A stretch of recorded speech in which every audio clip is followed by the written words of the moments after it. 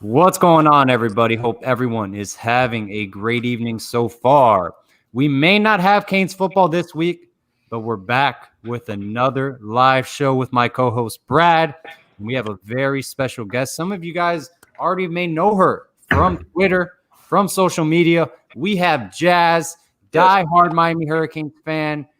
Jazz, it is a pleasure to have you on. Thank you so much for taking time out of your night to join the show. Absolutely, absolutely. We've been trying to get you on for a while now, and I think a lot of fans that don't know who you are, they're gonna get excited with your point of views and the things you bring to the table. Because I mean, you keep up with this team just as much as we do, so I think they're gonna be surprised with some of the points that you bring to the table. Oh yeah. Some may not like the points I bring, but Hey, it's all good. So, Paul, man, where do you want to start tonight? I think we got to start with the obvious. It's pretty evident we're not playing football this Saturday. We were supposed to play Georgia Tech. Personally, for me, I think this is going to be a big challenge for our Miami Hurricanes. This is a 2.5 week bye week that we have. Also, the past is the past. I hate talking about the past, but, the record does show we are not a successful football team under the guidance of Manny Diaz after a bye week. Now we have 18 days total and a Thanksgiving break to prepare for a highly powered offensive football program in Wake Forest. They average 39 points per game. Personally, I'm very nervous about that game coming up. Are we going to be ready defensively as well? And our defense, fourth quarter wise, is great. The past 3 quarters, not so good. So would love to hear your thoughts, Jazz, about the next couple weeks for the Miami Hurricanes. Yes, I actually agree with you. Yes, by history, we aren't really good after bye weeks, especially for a long period of time. This time it is 2 weeks. However, if any year can prove that we've been doing well after weeks off, it's been this year. I feel like we will do well versus Wake Forest. I do predict a win regardless. I do believe it will be slow in the beginning. Usually our defense do start off slow, more so because our defensive coordinator likes to basically read the room first, regardless, and then from there he likes to call blitzes on certain plays or certain situations, more so on the second half, fourth quarter. I feel like our defense will be fine. I feel like actually us being healthier within the 2 weeks is actually a key point, especially for a lot of our freshmen who are out because of COVID-19, unfortunately. I feel like this rest is good, but I feel like the bond that they've created, I feel like we'll be fine versus Wake Forest. But I do want to see more so how our offense turns out versus Wake Forest, more so than the defense. I feel like the defense is more so predictable now. I feel like they turn it up a notch in the fourth quarter. They'll be fine in the end. But it's more so the offense I want to see, more so with the running game and the offensive line. I feel like those two positions the most are so important. We got going a little bit in the second half, more so with Don Chaney. And that aggressive one was really great. I feel like we'll see more of Don Chaney versus Wake Forest because, in all honesty, Cam is amazing. I love Cam. Definitely should be RB1 always, but Don Chaney is very special. He runs aggressively. He also brings a lot of ignition to the offense. I feel like that'll also help the offense keep going. So that's actually more so I want to see is the offense versus Wake Forest. I feel like the defense is more so predictable. Absolutely. Brad, what are your thoughts? No, I mean, I think Jazz hit it on the head for the most part. The thing I'm worried about is I think going into this scenario, we were all looking like, hey, we're going to be playing Georgia Tech. So we are a lot more comfortable going into this, especially after what we're all talking about, those bye weeks, right? That is something that it's one of those things that Manny Diaz just can't get over the hump. I think our offense will bring it. I think Rhett Lashley will have a whole script of plays developed and ready to go. My thing with this is it comes with a good and bad, right? So your good is everybody's rested up like we're talking about. But the bad is you're talking about a lot of things going on between these 19 days, right? So for instance, something that I don't think a lot of people are looking at is the reason why we aren't playing this weekend is because a lot of our star players got COVID, right? So you're talking about they've had COVID for only 3 or 4 days right now, right? They have to sit out for at least 10 to 14 days by NCAA. Okay, so 10 to 14 days, you're isolated. You can't do any football at all. You're in a room by yourself. Then you throw Thanksgiving into the mix. You cannot tell me that you're not going to allow these kids to be able to go see their families. So not only are you trying to get them isolated for this 10 to 14 days, But now you're having to get them traveling to go somewhere and then come back. So who knows how many of these players that currently have COVID or don't have COVID or sitting in isolation don't still have COVID by the time we hit that 19 mark. And let's just say, for instance, a De'Ara King or a Bubba Bolden or a Jalen Phillips had COVID for this game. You're talking about he's not going to be able to sit and practice or go be around the team for 10 to 14 days, go see their family during Thanksgiving, then come back. Then you're talking about only 5 days to practice before playing a Wake Forest team that is very high powered on the offense. That puts a lot of pressure on Blake Baker, in my opinion, because you need to start out aggressive out the gate, because Wake Forest is a team, like you just said, Paul, is going to score a lot of points. And if they get ahead early, like a team like North Carolina will probably do as well, I don't like us playing behind the whole game. That's just not the way we play. We're a second half team, but we need to be within 3, 7, 10 points to be able to be in the game, where I think once we play a high-powered offense, like we're going to see the next 2 weeks, we can't be more than 14, 17 points going into halftime, and that could easily happen if we're not prepared.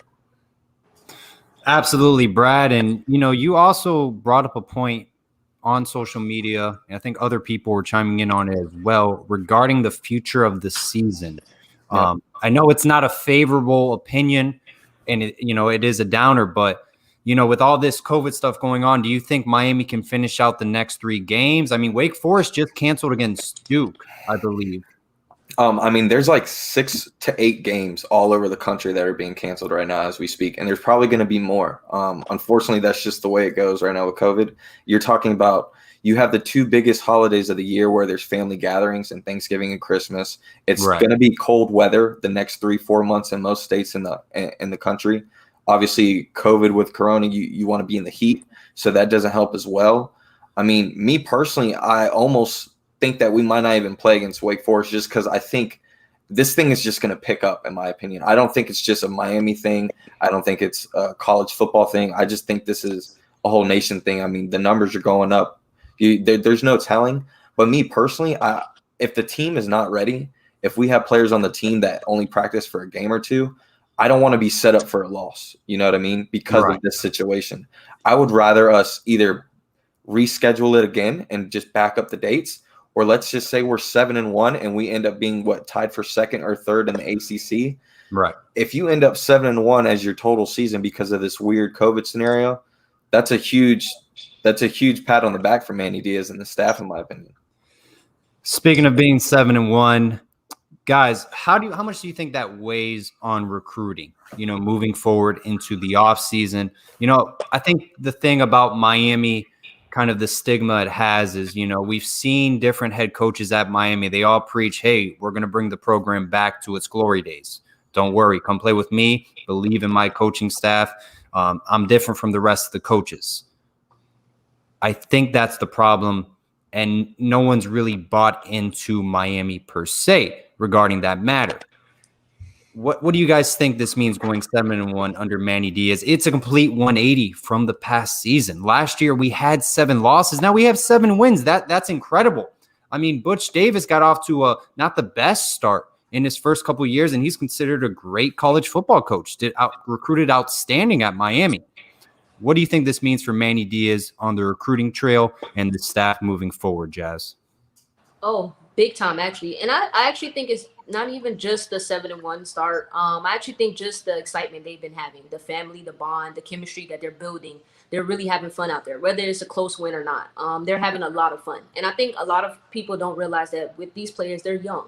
They're kids. They just don't want to go to a school that, it's all about just winning and that's it. They love to have fun. These are kids. Let's be realistic. So when they're going to a team, they want to go to a team that they know they will build a bond with. They'll build chemistry. These are their brothers, and it's going to be their brothers for 3 to 4 years. So I think just the excitement that's happening on the field right now with this team, I think is the most appreciative right now. I'm actually loving that because you didn't see that from previous years. You just saw players that get up, get ready to go play football, and they go back to their college dorm. But I think so more of just the having fun, whether it's depending on the play, whether it's just even Couch getting the interception or just Couch getting a sack. Like, it's certain things where you can see the body language of these players and how much fun they're having. the chemistry they're building. And I feel like that is so important because a lot of these players are looking at that as well, plus the winning. So I think this year has been incredible, whether it ends here or it continues. I'm actually happy for Coach Manny Diaz because I can tell that that was his goal from the jump. Right. But of course, it takes time. It's not easy, especially depending on the personnel. It takes time. And then you just have to have the players buy in. You have to have players trust in you and their teammates in order to build that chemistry, that bond, and you see them having fun on the field. So I feel like this is actually big time for recruits. Just in our 2021 class is great, but even just looking forward for the other years is actually big time. And I'm actually excited about recruiting. You guys know I love recruiting. Yes. I don't know why Manny Diaz hasn't put me on the team, to start recruiting for them. I'm just saying. Sure. But I love recruiting. I actually think it's big time. Like I said, 7-1 is perfect. It's great. But I even just think just the bond that they're having, the fun that they're having is so important. And a lot of people don't realize that. Absolutely. And speaking of big time, you just dropped a big time tweet earlier about 15 minutes ago. Of course, everybody knows you do a lot of edits. You had a big time player in Mason Smith on a dope edit that you made. That was pretty nice, gotta say. But man, if we added someone like Mason Smith, again, if we ended this, obviously Ian brought up earlier if I think the season's going to get canceled. No, I don't think so. But I'm just bringing up all possibilities, right? But I think at the end of the day, being 7-1, we need to keep winning these games if we are playing, and who knows if we're even going to play the Georgia Tech game. I think Manny Diaz said on an interview the other day on Joe Rose that the Georgia Tech game might not even have to play if it's a play-in game or not. But at the end of the day, I think the goal is to get to New Year's Six bowl game, right, and win. I think Paul brought that up almost every show we've had. The bowl game is very important because we haven't won a bowl game in so long, and I think the winning a bowl game alone helps a lot of recruits as well to kind of get that over the edge with a guy like Mason Smith, with a guy like Jake Garcia. Some of these guys that we don't think we have a chance in, and they're just so big of players. But yeah, we'll get a little bit into recruiting as well. I got some players that I want to talk about. And, it's so big to win a bowl game over a marquee opponent. They have us projected against Florida. Some have us against Georgia, per se. I've seen a Cincinnati bowl projection. They're a top 10 team. It would be nice to see Dan Enos again. That would be, for me, I think that would be the best drama ever. But, man, personally, imagine going, to recruits. One of your primary battles in the state of Florida, as we've seen this whole past year, and moving forward, is Florida. Look at it, Jason Marshall Jr. Maybe guys like Brashard Smith thinking of going to Florida, for example, just throwing out a name. Leonard Taylor, guys you've been fighting Florida against. We just beat them in a bowl game moving forward to the offseason. That's how big it is to win a bowl game. So I think it's huge if, to line up against a marquee SEC opponent, preferably for me, like a Georgia, programs that are recruiting in South Florida, and it'll be a lot easier to win those recruits over, in my opinion. Jazz, any recruits as of right now that you would like to see the staff add to this class? Oh, definitely.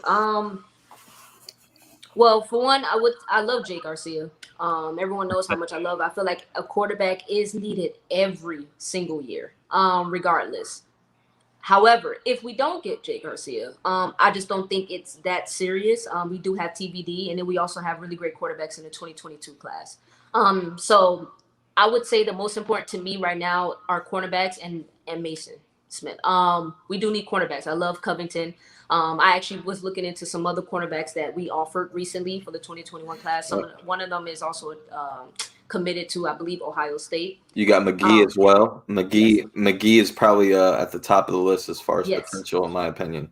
Yes, definitely. So I feel like those two right now are the key positions I feel like we should be needing. It always starts with trenches. Having great defensive tackles is so important. It determines the entire defense, and I think a lot of people don't realize that. It determines the way the linebackers play, and then of course how the secondary plays. So I feel like having Leonardton and Mason Smith is so important. If we can get Mason Smith, which is why I dropped that edit, Brad, just to start it off, because I do have a lot more edits for a lot more of our recruits that I will be posting this week and next week. But Mason Smith and definitely corners. McGee, as you said, Covington. I feel like we definitely need corners. at least minimum 2. That's how I feel. But I know that they'll probably be going for some corners in the transfer portal as well. Of And course. That's huge. and me personally, I think that almost might be a better option. Maybe just getting one of these guys, because I think as far as the corner situation, I think we do need someone a little bit proven already. That's kind of been there and done that. Maybe we get someone from like the SEC or like one of these smaller conferences, but did really well and was like the best player on the team. But I think we do need someone a little proven as far as the cornerbacks. But what's your take on Pat Payton? Because I know a lot of people have talked about he's got a lot of potential, but at the same time, we already have a lot of defensive ends.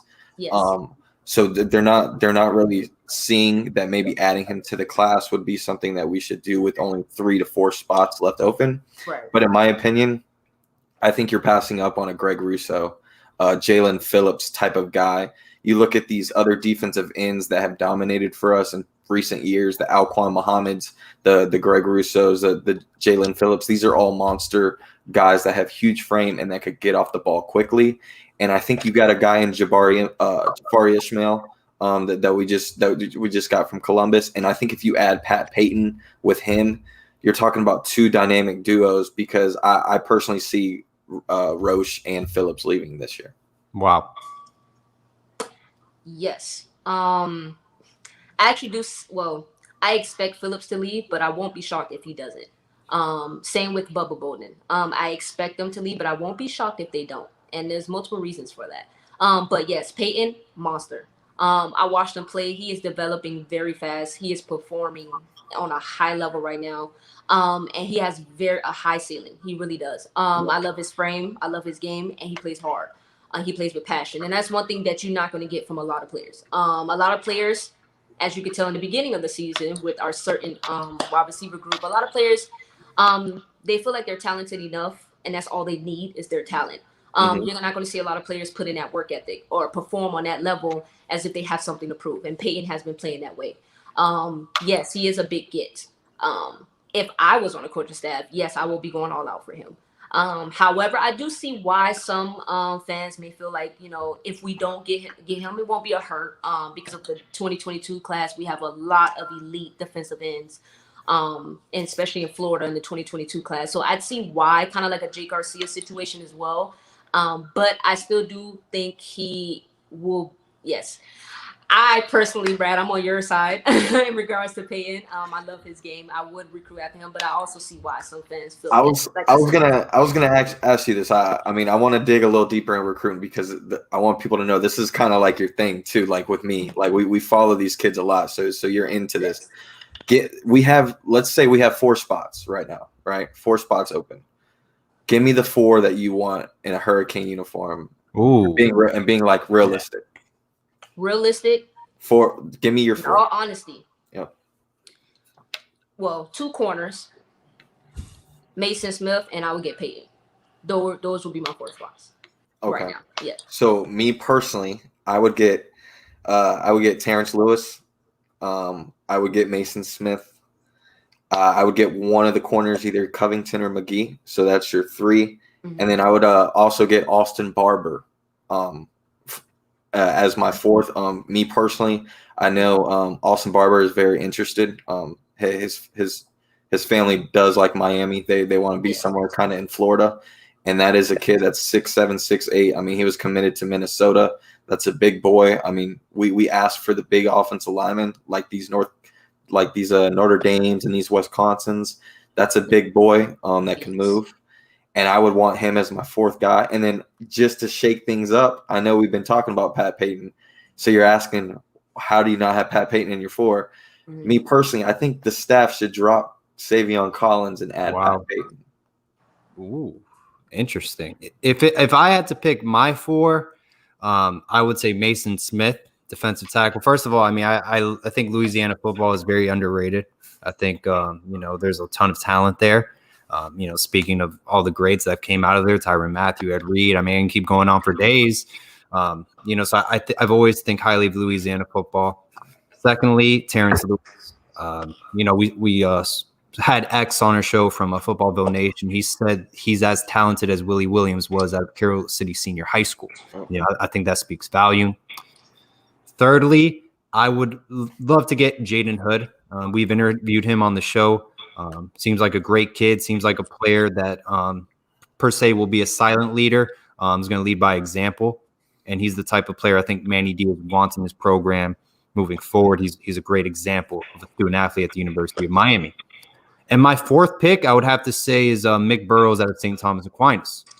This is a Michigan commit, and he comes from a great football program. He's already going to be coming in highly skilled, highly coached. St. Thomas Aquinas, one of the best football programs in high school football history. Like I said, Chris Carter was a part of their staff. Jason Taylor was a part of their staff. I mean, even Roman Marciante was their quarterback. I mean, from the Orange Bowl boys, I mean, they got it all. It's an all-star cast down there. So, I think Mick Burrows from St. Thomas Aquinas. I always like to take a quarterback in every class. But you know what? Be patient with the transfer portal. I think there could be a good underclassman quarterback that you can develop into your system that you can get out of there. For example, like a Carson Beck, may peak out of Georgia, hit the transfer portal, who we wanted coming out of high school, for example. So, you can always rely on the transfer portal for graduate transfer players or, underclassmen you missed coming out of high school. So that would be my four guys. Yeah. I mean, going back, I think Ishmael, and if you add Pat Payton, that would be like what you would have seen with Greg Russo and Jalen Phillips. I think those two guys would dominate, and then you throw in obviously a Jafari Harvey, Elijah Roberts. I mean, Chance Williams. You still got all these other Cam Williams. These are all other guys that we'll have because me personally, I think both guys will leave for the NFL. Now, I want to ask you guys a question because this is something that kind of bothered me per se. Manny Diaz said we're always trying to get the talent from Miami, from South Florida. Why drop Tim Burns? Then you're in a position where you're scrambling for corners. You don't have any. Malik Curtis is an athlete. You can play both sides of the football. But then now you're going after recruits in Pensacola, Florida. I think is it Khalil Anderson? Could be wrong on the name. Yeah. He's in the secondary, for example. You're trying to flip commitments from Big Ten schools in Broward County like Mick Burrows. You offer a corner out of Texas as well, 3-star recruit. Is it Covington?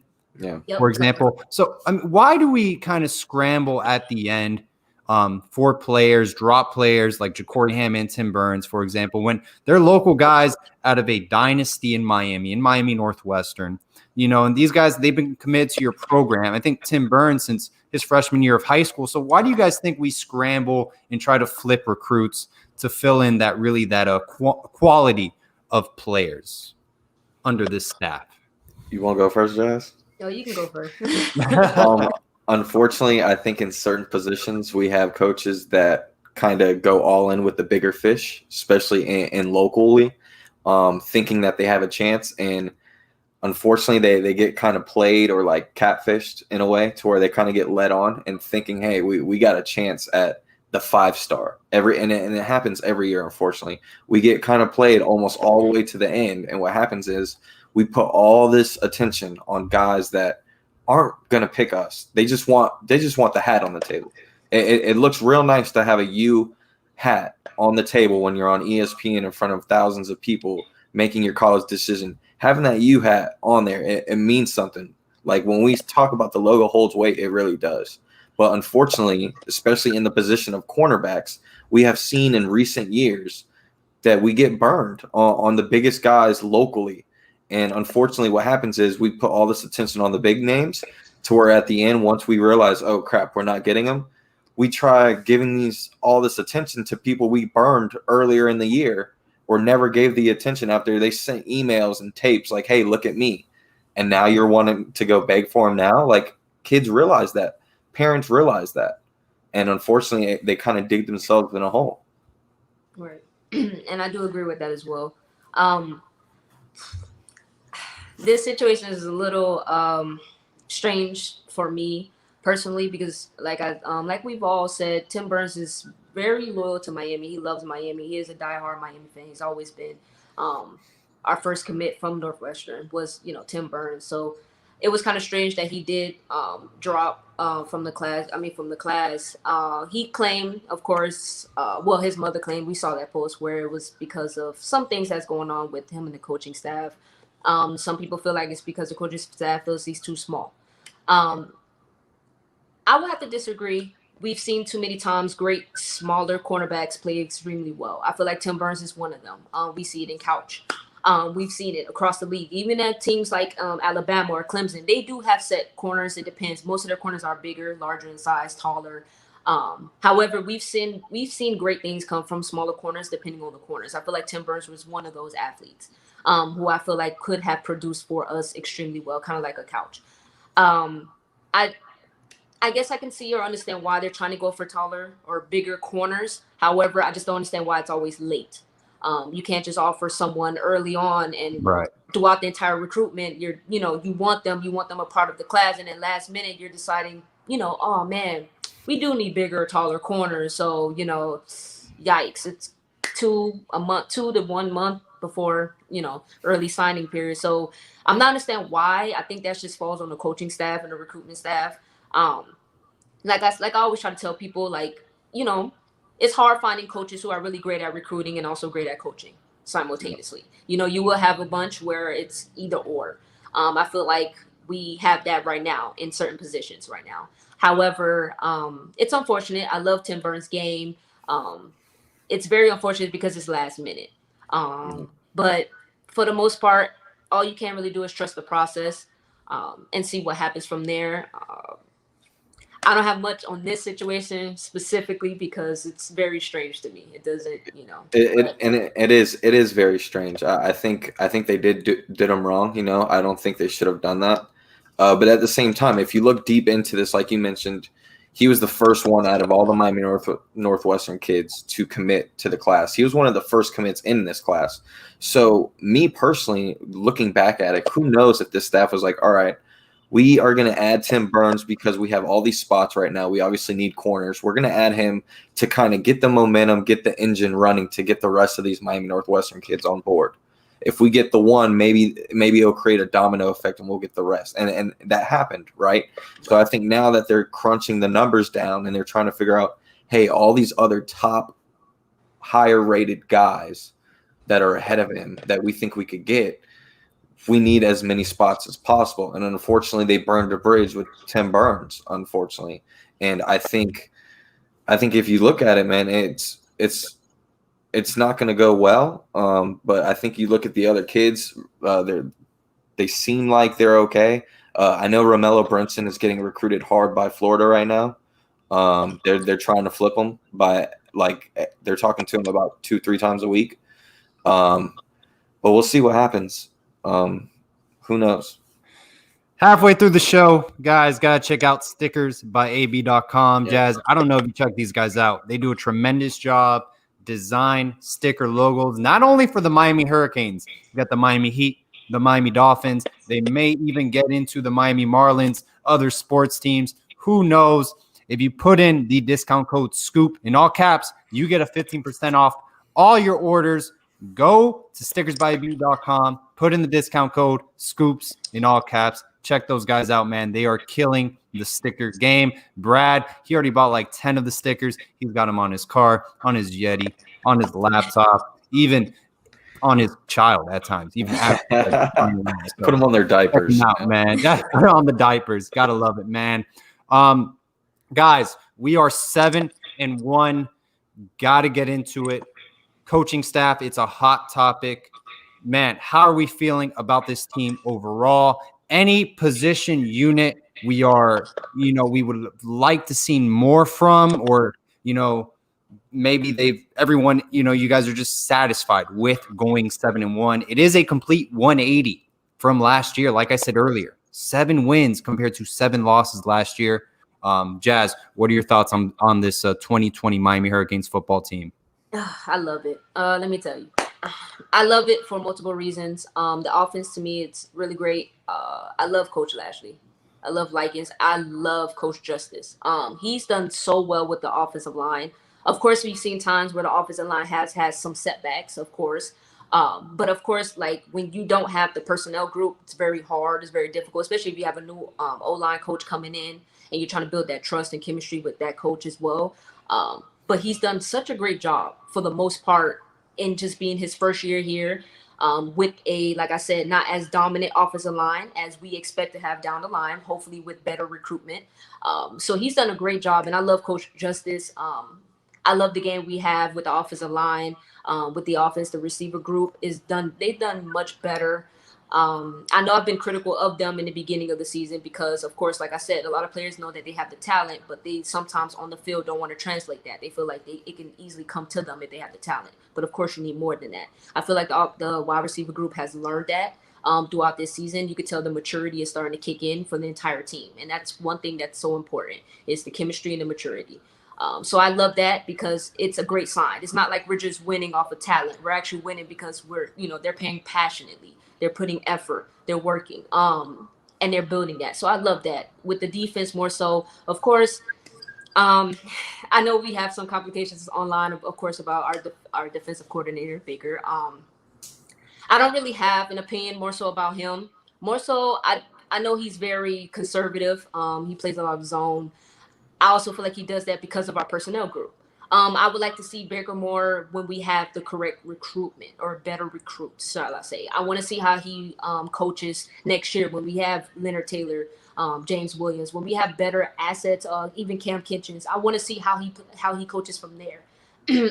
So I can't really put too much on him now because of the personnel group. Like I said, our linebacker room isn't as great. Our cornerback room isn't as great. So there's a certain way he coaches because of that. However, there is a certain cornerback coach I feel like we could do a lot more with. I feel like sometimes, some situations runs his course. I feel like the cornerback coach kind of ran his course. So I personally feel we should explore there for the most part, at least at the cornerback coach, and see from there. I love T. Rob, for example. I feel like that would be great. So of course, I'm not a part of the coaching. They don't want me a part of the staff. They're jealous. So, they didn't want to add me to the staff. So, but that's where I would start first, personally. I love our special team. I love our kickers. And let me tell you, I'm so excited about Andy coming in next year. And people don't understand how important, how significant the special team group is, especially at kicker and punter. It's so important. Just not even just because, of course, games can come down to 3 points, but also just the confidence of the offensive line, of the offensive side. Basically, just coming across half field, you have that confidence that if we don't get something, we're still going to get something from our special team because we have the kicker to do that. So you're not as scared when you're playing. You're more confident in the way you play because you have someone to bail you out in a great kicker. So I feel like people don't understand that. Even with the defensive side, having a great punter, especially our defense that runs tired a lot because of how fast our offense operates. I feel like our defense appreciates the fact that we have a great punter in Lou. So I love the team so far this year. They've been phenomenal. And I know there's times, like I said, they have setbacks, but you have to understand that they were losing a lot previous years. So they're not going to be perfect this year, especially not with the personnel group. But I love this team and I love how they've been playing. So I'm actually excited for next year as well. Yes. And you made a great point about T. Rob. I think me personally, we talked about position groups, and I think linebackers and cornerbacks stick out like a sore thumb, in my opinion, when it comes to recruiting and when it comes to developing and coaching. Whether it be having the wrong guys on the football field, whether it be the veterans making still rookie mistakes, whether that's Al Blades not turning his head around or DJ Ivy not catching interceptions early in the beginning of the year. Just the consistency is not there, and we're getting decent guys. You look at the Virginia Tech team we just played. You couldn't tell me any of those guys were 4 or 5 star cornerbacks, but yet they were making plays left and right for that football team. And that goes back to coaching. Virginia Tech has always been a good football team when it comes back to corners because they know how to coach, they know how to develop, and they put out the right guys, where I think Miami has struggled with that, whether it be corners or linebackers. I think this fan base didn't take appreciation of what Shaq Quarterman and what Michael Pickney brought to this football team, because they shadowed a lot of mistakes that these other guys are just making. I mean, we complained about the little things with those two guys, whether it be they were too slow to a pass, or They didn't make the right read at certain times. Well, these other guys are making way more mistakes than them too. So I think we took them for granted. And I think the linebacker coach in Packy and I think the cornerback coach in Rump, I think if we want to get to that next level and if we want to compete with Alabama, those are two position groups, in my opinion, that we need to look at. As much as people hate Blake Baker, he's doing a decent job overall. We're 7-1, and I know a lot of people bring up Will Muschamp. Well, let me tell you something, guys. Will Muschamp, even though he is a player's coach, he is very expressive. And unfortunately, he lets his emotions get the best of him, especially on the football field. So you don't want a coach, especially on defense, that lets his emotion get into a middle of a play or a drive where he costs you 7 very quickly over bonehead mistakes. And I know we hate on this bend, don't break mentality, but we're not giving up big plays most of the time. And that's what's helping us late in football games. And you look at Will Muschamp in the last 5 years, you want to know what South Carolina's ranked in defense? This year, they're 53rd, which is worse than Miami. Last year was 68th. The year before that was 25th, 53rd, and 70th. That is not good defense. So I don't know why people want Will Muschamp. I think he is long overdue. I think you're almost doing a Coach Mark Richt situation where you're kind of hiring somebody that's kind of past their prime. And I think we need to get someone a little bit more refreshed and more aggressive. We need someone aggressive on the defense side of the ball. We need that's just how we play football. And I think we need to get back to that. You know, I personally, I think everyone deserves their time at Miami. I think Manny Diaz needs to get the right personnel in. I've been going back and forth with this subject, but you know, I really want to see what this defense is like under James Williams with a Leonard Taylor. You know, with this recruiting class coming in and building off of it. If it's the same story we see in the next couple years, you know, venture out. I have a theory. If I was a head coach, this would be the way I kind of, you know, mandate my program. If you have a coach in the free agency market that is available to hire, and you say to yourself, is this coach a better recruiter and coach overall than the position coach I have on my staff? And if you say yes, then you must get that coach in your program. That is how you get better as a team. If that coach can get you closer to winning a national title, assist you in recruiting, develop your players, has the proven track record, then what you have in front of you, then go for it. Be aggressive. But if not, hey, keep with what you have. Keep it, you know, that family system we've seen at Clemson, maintaining, you know, that same staff. He's had Brett Venables for quite a while. He's had his offensive coordinator, I think his name's Tony Elliott, could be wrong on the name, for quite a while as well. Jeff Scott just left the University of South Florida for a head coaching job, not a position job. So, you know, that's something you want in a program. But that's my theory, and I think everything should be evaluated every year. I know it's a hot subject, but I'm very curious how this defense will look, you know, with guys like James Williams and Leonard Taylor coming in. I really am, and Cameron Kitchens as well. I think those are great players who can make a huge impact in your player, and I'm very curious how they can develop at Miami. I have a question for you guys. Offensive side of the football, our running game, it's completely changed. I felt like Cam Harris was going to take a huge jump this upcoming season.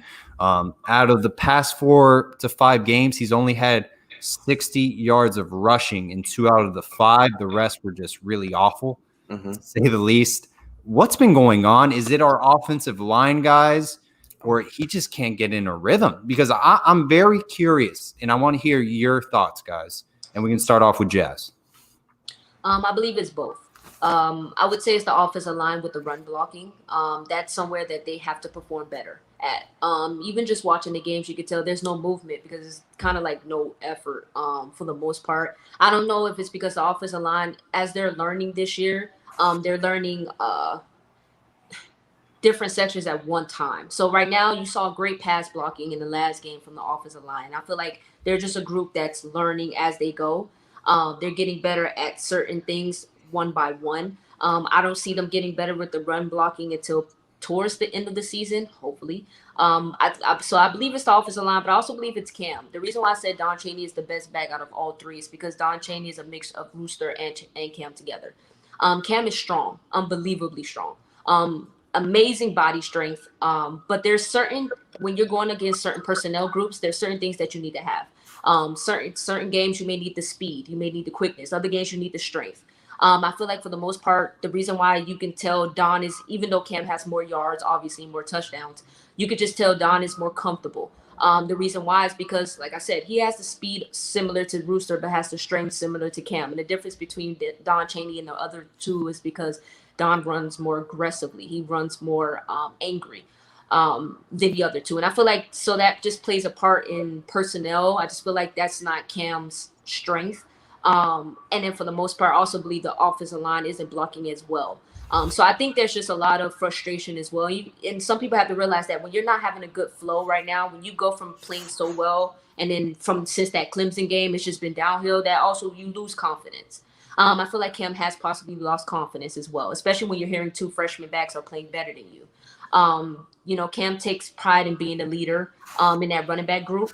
He takes pride in coaching the younger ones. So sometimes people don't realize that as a player, and me being a former player, I understand.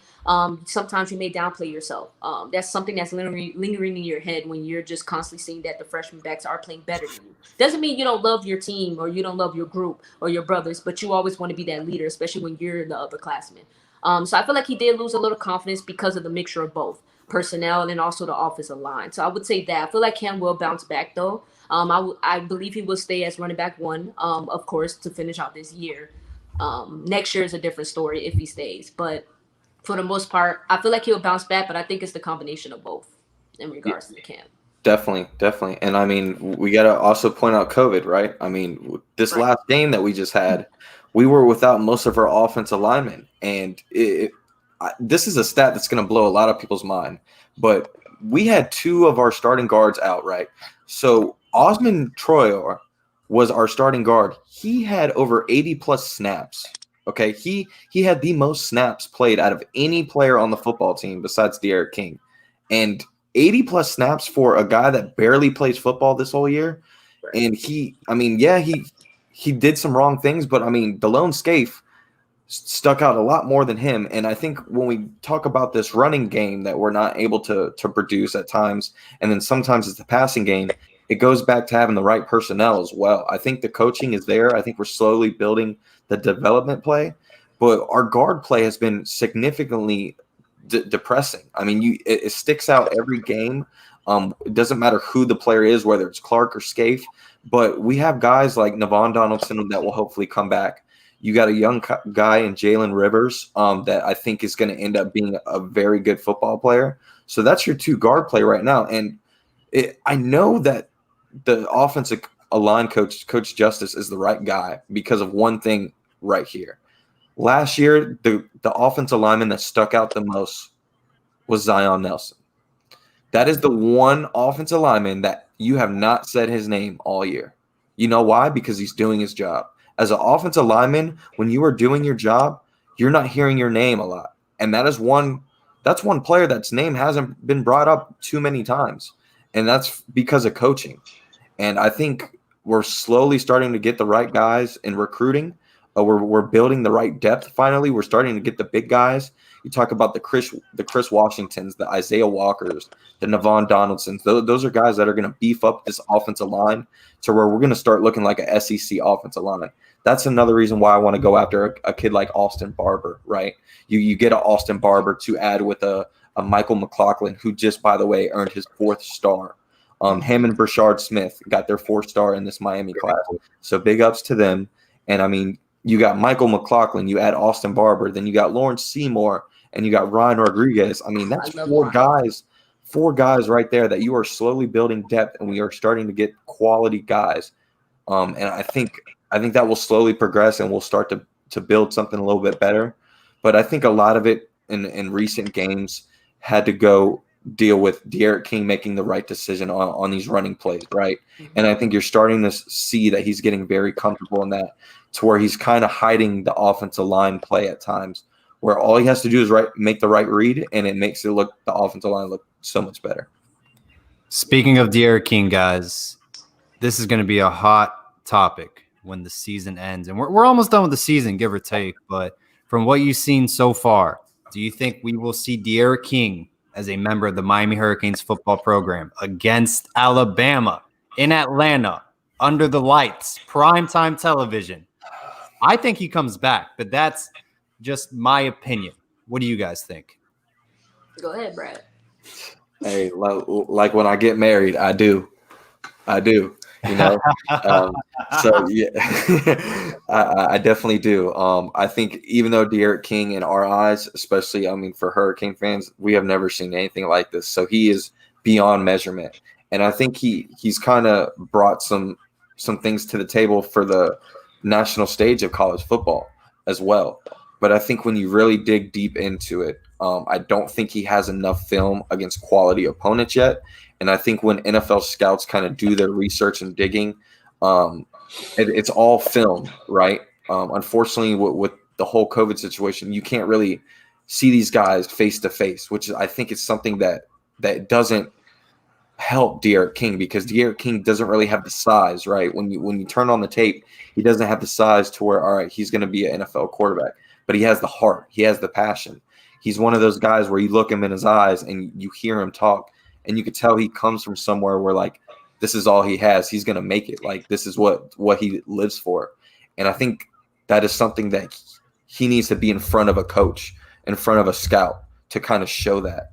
And I think with this whole COVID situation going on, that could be something that could hurt him, along with his height, right? I think most NFL scouts right now probably look at him still as a wide receiver, unfortunately, or as an athlete. And I think from what I've known is that De'Aaron King wants to go in as a quarterback. And if he's not projected in a good round to leave, that's one guy where he has a lot of good family members around him, and a lot of people around him that are very smart. It's not going to be like these other hurricane situations that we've had in the past. He's going to be one of those guys that's going to make the right decision for him. And I think ultimately it'll be to stay. Plus, you mentioned the Alabama game, right? I mean, if you want to prove to college football that you are that guy, right, you can do it. You can do it right off the bat, first game next year. Right. I mean, it'll be a makeup game for the Clemson game that we saw. I mean, I think that as a team as a whole, wasn't the prettiest. So, definitely will be proving a lot. Jazz, what do you think? I would love to have King back next year, especially versus Alabama. I would definitely love to. Do I feel he will come back? I'm not so certain. The reason why is because I feel like NFL scouts are still going to look at him regardless, whether it's at the end of this year or next year, as someone who they don't feel would be comfortable at quarterback, mainly because of his size. He's listed as 5'11", but for the most part, he's about 5'9". And that's more so on the NFL scouts. I believe he can be a really good quarterback on a pro level. I believe so. I feel he should come back to have more film, but I feel like even with more film, I feel they're still going to be iffy on him because of his size, unfortunately. Like I said, I wouldn't be shocked if he does come back because, like you said, Brad, you're right. He does need more film. He should have more film, especially to start off the season versus Alabama, if that stays scheduled. Because, of course, with COVID, we don't know how that's going to run into 2021 and how they're going to change up the schedules then if they go ahead and still continue college football. So that depends. But if they do, I feel like he would have better tape film. I feel like he can play well versus Alabama, but I just don't know how well he would be able to. Because let's be honest here. Do you feel like the team is going to be prepared, or let's say they have the talent or the experience enough to battle Alabama? I'm not sure how our O-line will play versus Alabama's defensive line, and that can also lead to King having a bad game, which can also hurt his chances as well in the NFL. So I feel like it's kind of dicey. It depends. I feel like King is going to, he's going to see whether he feels like this team is going to be as great next year, especially on the offensive front, to go against teams like Alabama, because let's be honest, the NFL is going to want to see his stats versus better teams. Not just, like a, NC State or, a VTech or whatever the case may be. They want to see him versus Alabama, Clemson, teams of that nature to see if he can perform at that high level. I'm not sure if our offensive line will be able to go versus Alabama's defensive line, or how well they can play or match up with Alabama's defensive line, which can also hurt King's chances. So it all depends. I would love to have him back. I feel like he will play extremely well and be able to prove himself next year, and he may have a higher ceiling at quarterback, because I don't believe 2021 will have that many quarterbacks that could be ahead of him. So he could have a better chance, but I think, it's a little hard right now. I feel like a lot of NFL scouts just feels like, because of his size, it's a little dicey. I just feel like someone has to take a chance, whether it's going to be this year or next year. It's going to be a team that's going to take a chance on him, and more so of a guessing. So I feel like he's going to weigh his options. He may come back. I won't be shocked if he does, but I also won't be shocked if he goes into the NFL after this because of that. So it is a 50-50 situation because of his size, unfortunately. Well, I'll tell you one thing. If we get a heavy majority of our players to return next year, and I'm talking like maybe one player leaves to the draft, I think we have a very good football team going into next season. Any players right now that you've seen through the first 8 games that may declare early, Brad, that you think more likely than others? I mean, for the most part, I think, especially at the beginning of the season, the one that stuck out the most was Bubba Bolden, right? But I think you're starting to see some mistakes the past couple games from Bubba Bolden. So who knows about Bubba Bolden? Like Jazz mentioned, if he'll leave. Me personally, I think Derek King leaves. Stays. I think Cam Harris would be a question mark, just because I don't know if he's put enough stats this year to leave, but at the same time, I don't know if him staying kind of benefits him, because the running back room is only going to get clogged more, right? So it's less touches for him, like Jazz just mentioned. Don Chaney and Jalen Knighton kind of fit this offense that Lashley runs a little bit more, where Cam Harris, in my opinion, is more of a goal line situation running back when it comes to Rhett Lashley's offense. So I think he would probably leave just because of that, which we're okay with, right? We got Thad Franklin coming in, who kind of brings the same thing to the table. I think Brevin Jordan is a guy where it's a tricky situation, right? Because we all think he probably will leave just because he's one of the best tight ends. But at the same time, he gets hurt so much, where he again is another player that doesn't have much games played. He's not like Kyle Pitts, unfortunately, where just every game he's balling, But you got to look at it both ways. If Brevin Jordan comes back and he gets hurt again, all it's doing is hurting another year where he could already be in the NFL. If he's going to get hurt, he might as well get it hurt again in the NFL, getting the money. He's getting paid, right? So I think ultimately he might leave. Who knows if Will Mallory stays or leave based off how his performance has been this year. But again, I've mentioned 4 other great tight ends that we're going to have, where I'm not worried about the tight end situation. Offensive line, the only one you're really looking at is Jared Williams. He could be a guy that may come back. He's been banged up a little bit and hasn't really proved much, like I mentioned. Zion Nelson is probably the best offensive lineman we've had this year, consistent-wise. And then defensive line, your 2 DNs, in my opinion, are probably going to leave in Roche and Phillips. Phillips is just having a monster year. ESPN is boasting him every week. NFL guys on Twitter and social media are praising him as well. So I think that's where we need to add either another guy in the portal that's seasoned veteran who has brought some stuff to the table, again, because I think we've hit home runs when it comes to that position in the portal, where we just need a game changer. But if not, we have a lot of guys that can bring it. Guys like a Jafari Harvey, Cam Williams, Chance Williams, like I mentioned, Elijah Roberts, Jabril Ishmael. And then I really want Pat Payton, like we talked about. I think Pat Payton could bring some difference to the table, similar to what Harrison Hunt has been doing for us. I think that's one guy who has done a tremendous job. And the guy I'm really crossing my fingers for is Nesta Severa. I think Nesta Severa is having himself a heck of a year, where he could be a guy that might just want to leave just to go in the NFL if he's hearing like a 4th, 5th round draft pick.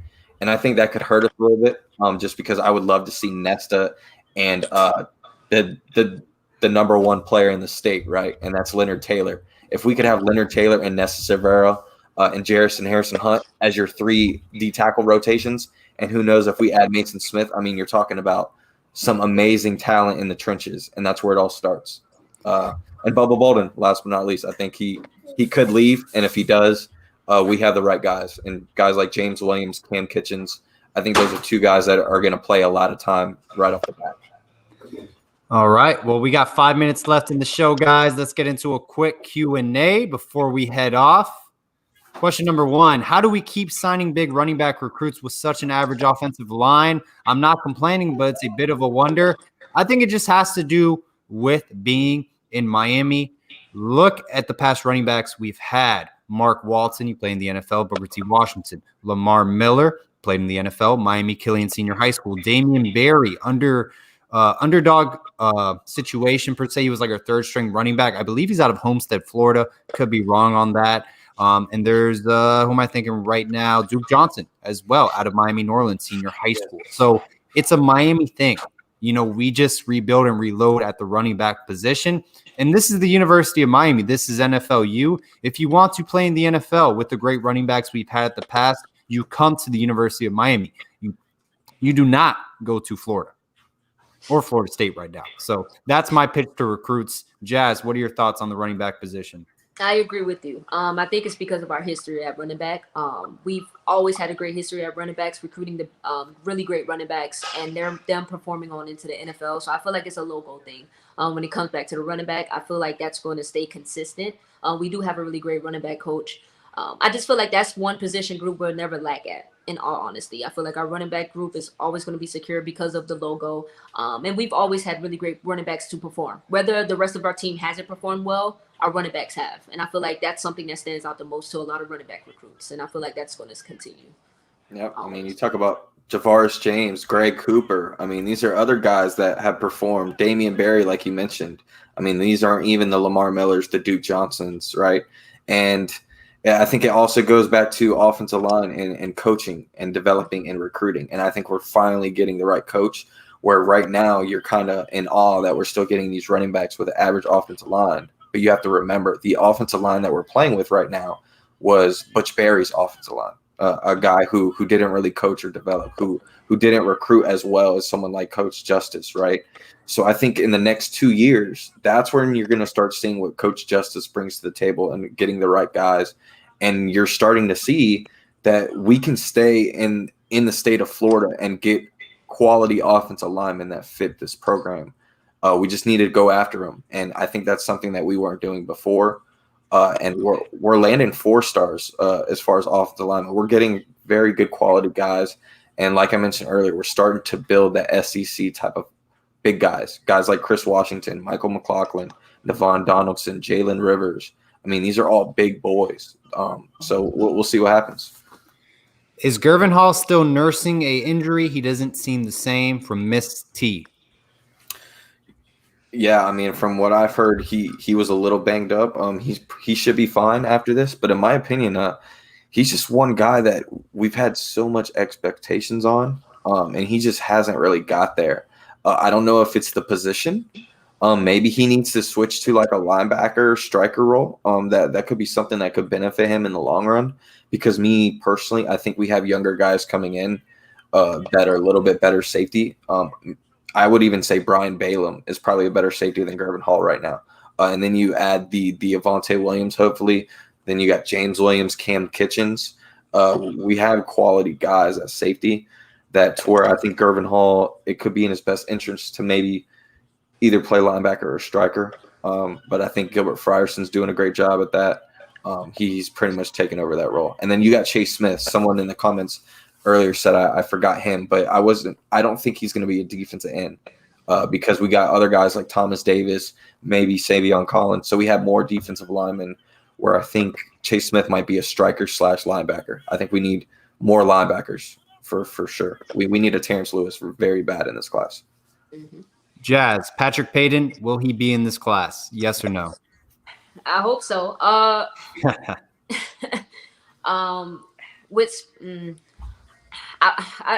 lot of schools are going after him. I wouldn't be shocked, especially with the them not being able to visit other schools right now and that being extended. I wouldn't be shocked if he does commit to Miami. There are limited spots, so it just depends on first come, first serve. But I feel like he is. I'm not sure if the coaching staff is taking him as a priority. I would. I'm not sure if he would. If they are. If they are, I would say yes. He probably the biggest chances is yes. He could be end up with Miami. And I think he's also he's trending right now, right? And Yes. Miami, especially Manny Diaz. He likes being trendy, right? And Pat Payton just posted how he got his fourth star and he's not done yet. And Manny Diaz and a couple other guys liked his post, so we know that he's looking after him. And in my opinion, with as small spots as we have now, if they end up offering Pat Payton, I think they have no choice but to drop a defensive lineman, in my opinion, because you're just too clogged up at defensive line where you need as many spots as possible. And that's where guys like either Savion Collins or Thomas Davis could be dropped, in my opinion, if someone does get dropped. Because I think if you do go after Pat Payton, you have to drop a defensive lineman. I don't think you can add another defensive lineman in this class and only have 2 to 3 spots left and not, like you said, go after 2 corners, not go after a Mason Smith, not go after Terrence Lewis or Austin Barber. I mean, these are, and Jake Garcia. I mean, that's 5, 6 guys right there where you need to make as much room as possible. And we're not even talking transfer portal yet, right? So Yeah. if we do go after Pat Payton and we do offer him and get him, which in my opinion, I think they do, I think Pat Payton instantly ends up being a more impact player than a lot of guys in this class on the defensive line, in my opinion. So I think you do go after him.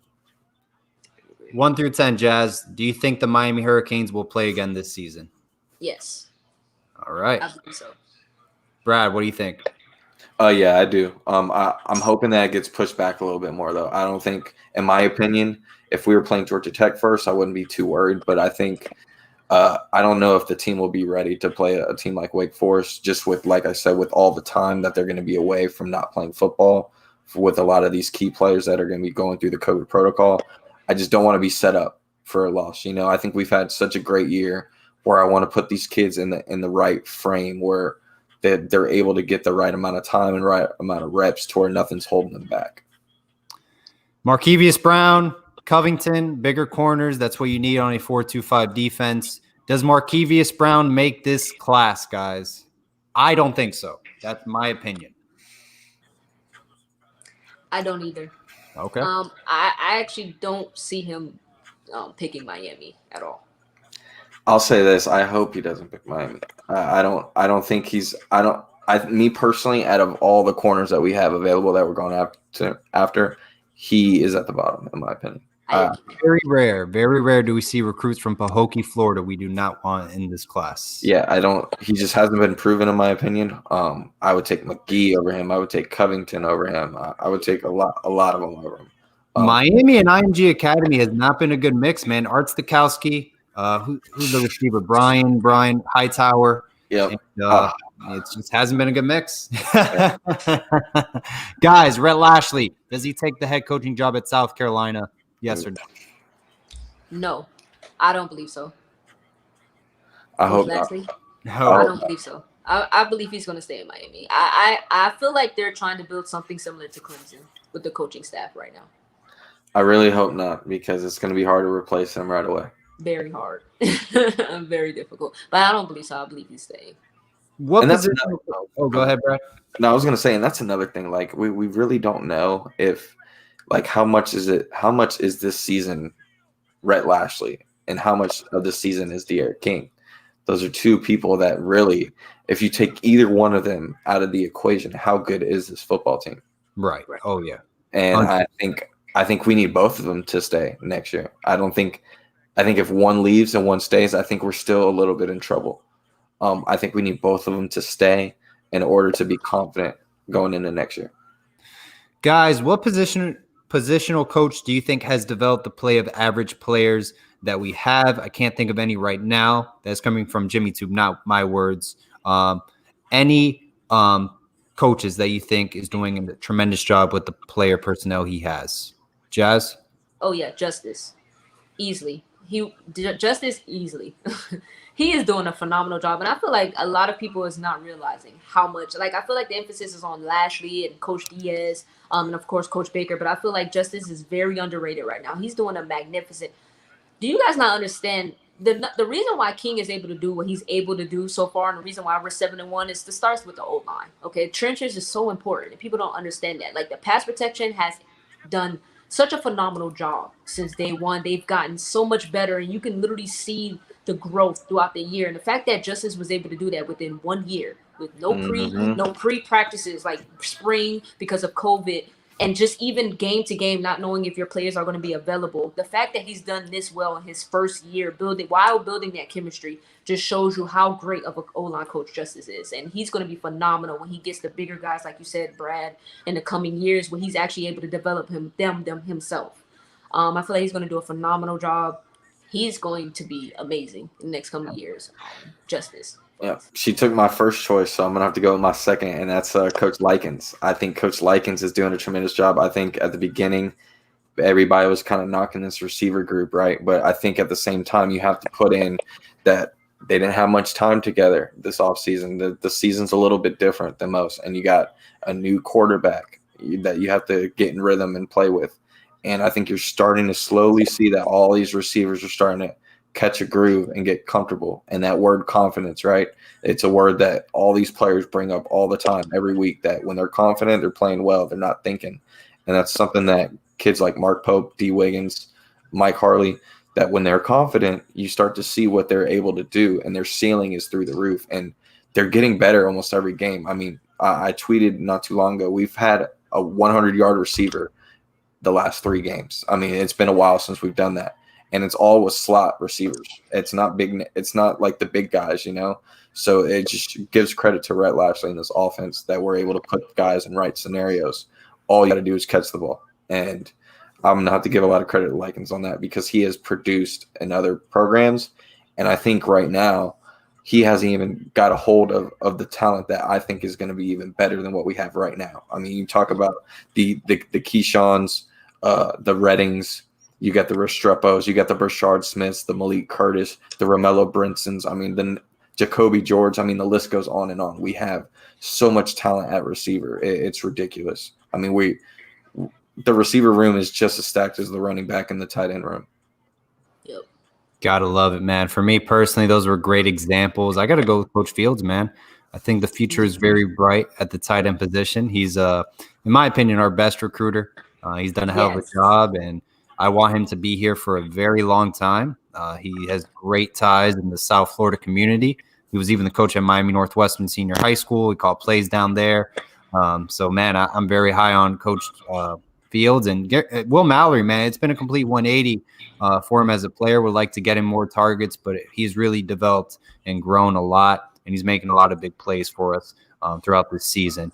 And last but not least, I don't know if Coach Packey controls our special teams, but we're doing a damn good job. Like you said, Jazz, earlier on the show, Headley, man, 52 average punts per game. What was it? Fields was like, 35? I mean, that's night and day. We have the best kicker in the nation with Borregales. He's only missed 1 field goal because it was blocked. If not, he was perfect. So, I mean, hey, hell of a job, guys. It's a complete 180. So I don't know if it's Packey. I don't think it's on Packey. I think it's on those guys personally, because they're kicking the football. Last question of the night, Jazz, what kind of edits can we expect from you in the near future? Oh, well, see, I don't want to give too much. It's a surprise. You know, that makes it great. Oh, well, not even just in the future. I would say this week and next week, I'm going to be flooding Twitter with a lot of edits. This is my recruitment period. You know, the games aren't being played. Coach Manny texted me and said, you know what? I need you, Jazz. So I'm stepping up to the plate. I'm putting on my jersey and I'm stepping up to the plate. I'm dropping a lot of recruitment edits this week, and next week it's going to be big time. So stay tuned for that. It's going to be phenomenal. I'm actually waiting for the 2021 class to be all set, because I actually have a final edit for the 2021 class that's going to be phenomenal that I'm waiting to post, because, of course, you know, some cornerback coaches want to wait till last minute to finish the class off. So so I'm waiting on that. But other than that, yes, stay tuned this week and next week. I have a lot dropping, and I'm not going to say what, because, of course, it's a surprise. So yes, gotta love it. And Miss T brought up a good point. We forgot all about Coach Feely. Coach Feely is probably at the top of the list. Honestly, yes. Coach Feely is definitely at the top of the list. He has done a tremendous job. You got to give that guy a raise. He's one of the best in the business as well. So, yeah, shout out to Miss T for bringing that up. I can't believe we forgot that. Jazz, it was a pleasure to have you on. Thank you so much for coming on our show. Greatly appreciate it. And hopefully we'll have you on in the near future. Yes, absolutely. Maybe Oh yeah, definitely. with a couple national titles, a conference title game, something of that sort. Or, we'll be playing Alabama or beating Alabama. So Listen, we beat Alabama. I'm telling y'all now. Twitter going to have to suspend me. I'm telling you now. If we beat Alabama, if that happens. But thank you guys for, of course, inviting me onto the show. I appreciate it. Anytime, Jazz. And thank you, everyone, for joining us. Last but not least, guys, it's always all about the Hey, Thanks, guys. always. See you.